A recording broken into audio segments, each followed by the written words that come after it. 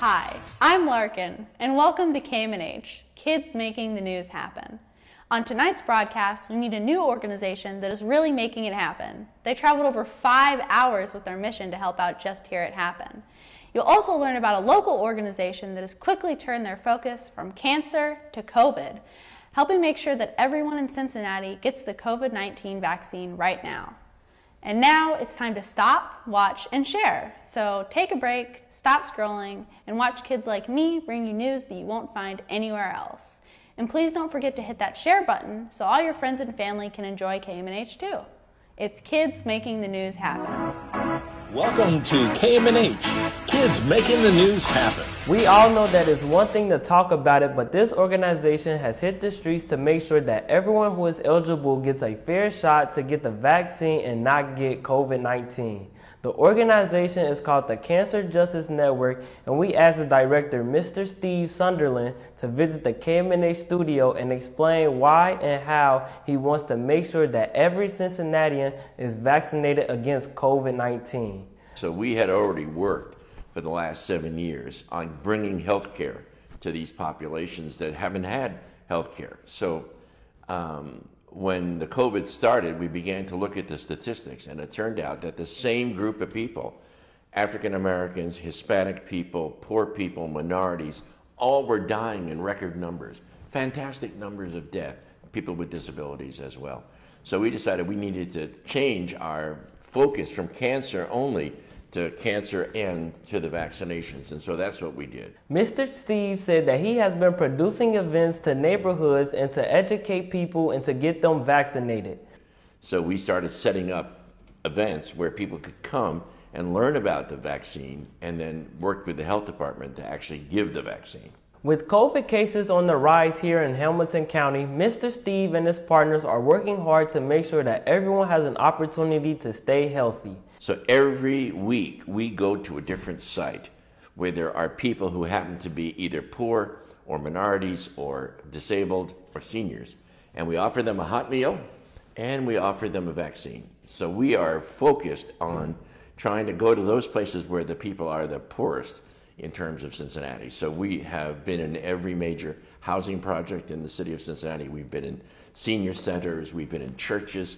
We've been every place where people congregate who happen to be poor.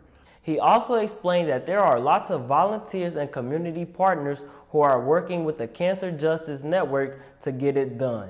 We have a partner called God's Favor Mobile Meals. This organization provides free meals to poor people. We have another organization called Talbert House Food Truck. They also provide food. And then we have the Cincinnati Health Department that provides the vaccines. So those partners are critical to what we do. Teens just like me also have a chance to work with Mr. Steve and be influencers for the vaccine. If young people don't get involved in getting their parents vaccinated, in getting their relatives vaccinated, in getting the community vaccinated, there will be no future of face-to-face work or schooling or things of that nature. If you want to get involved or need help, make sure to write this number down. Call 513-404-3882, or you can call Mr. Steve directly at 513-919-2538. And to see all the dates and locations of upcoming vaccination events, go to cancerjusticenetwork.org.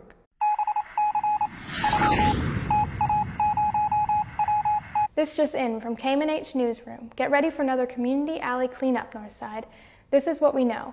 The date is Saturday, September 18th. The time, 9 a.m. to 12 noon.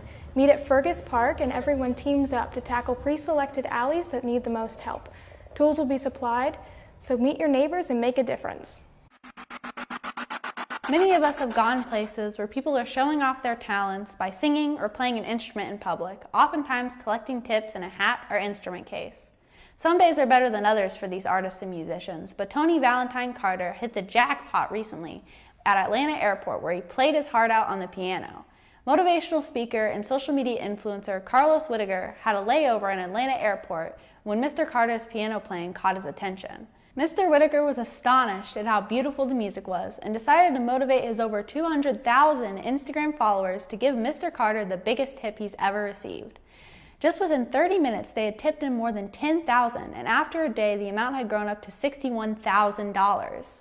Mr. Carter was overwhelmed by the generosity of Mr. Whitaker and his social media fans, and told CNN his plan was to pass the money along to other deserving individuals. Here at KMNH, we're always inspired by stories of generosity among strangers, and hope you join us in our admiration of these two unique individuals. Community and generosity are an important and major part of Happen's theme. Community is not just where you live, but how you live with other people. And it's the same idea that brought a group from a new nonprofit organization all the way from their home just north of Chicago in South Elgin, Illinois, to volunteer right here in Northside, and not for the first time either. Came here 7 years ago on a youth mission trip, and we feel vested in the neighborhood, and we just wanted to come back and continue to help. 7 years ago, Stephen volunteered as a 15-year-old to help clean up Pope Alley by shoveling dirt that was then covering the original brick walkway. Tommy Roof, the executive director of Happen, said it was one of the hottest days of the year and hard to forget. Now Stephen is back with his mother and the board of See Something, Do Something Good to help make it happen, and boy did they work hard. It's a chance to serve in your community. We do things at home and serve, but it was a chance to come back here and see how things have changed and things we remembered and help you again. They cleaned and organized the new teen breadwinner space and spent hours helping Happen get ready to open its doors again post-COVID. All this to help Happen in Northside, even though they live so far away. Just to help people, you know, it's all about helping others. They also hung out with us teens at our Happen's Teen Hall meeting last Saturday night and talked with us about what it means to them to help others. This organization is truly inspiring and does exactly what Happen Teen Hall members are learning to do. Lead by example and inspire through actions. Thank you, Tracy, Gail, Ed, and Stephen for making it happen. Cincinnati is often thought of as a small, big city. By population, it isn't even in the top 50 cities in the United States. But there's still a lot of great things about it, and one of those is the Cincinnati Zoo. For those who visited the zoo, you may have noticed that some habitats aren't exactly spacious, but the nearly 150-year-old zoo is continuing its mission to expand animal habitats, this time starting with their elephants.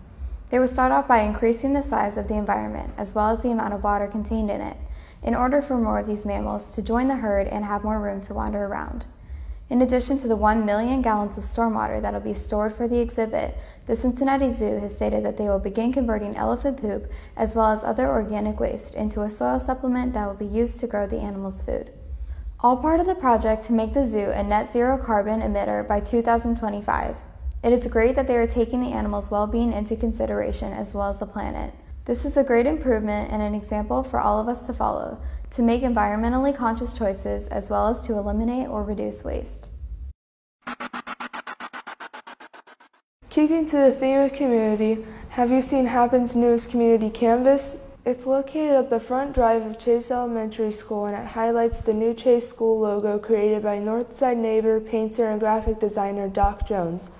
I was glad to have the opportunity to do this logo. Graphic design is my passion, so anytime I get an opportunity to do something for the community, I was just happy to oblige. People have been asking about my work, and I'm really appreciate that, and they like it, and I'm happy that they like it. I'm happy to do it. Happen's Community Canvas project started in 1999, and every year Happen celebrates artists and their artwork by working with the community to try to make a Happen Community Canvas.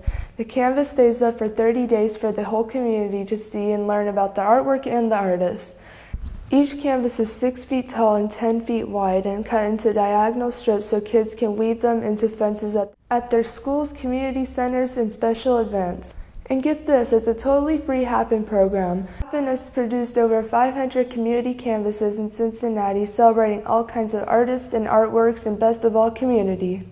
Thanks for watching this broadcast of Happen's KMNH. And now that you watched Kids Making the News Happen, please hit the share button so everyone else can check it out too. Last week, we left you with a video of how Happen's flower planters on Hamilton Avenue are inviting even more nature to our busy business district. And your feedback was great. So this week, we leave you with another look at nature, and this time it's from Happen's Cane Vegetable Garden, where this little guy was just happy watching the traffic on Hamilton Avenue. See you next week!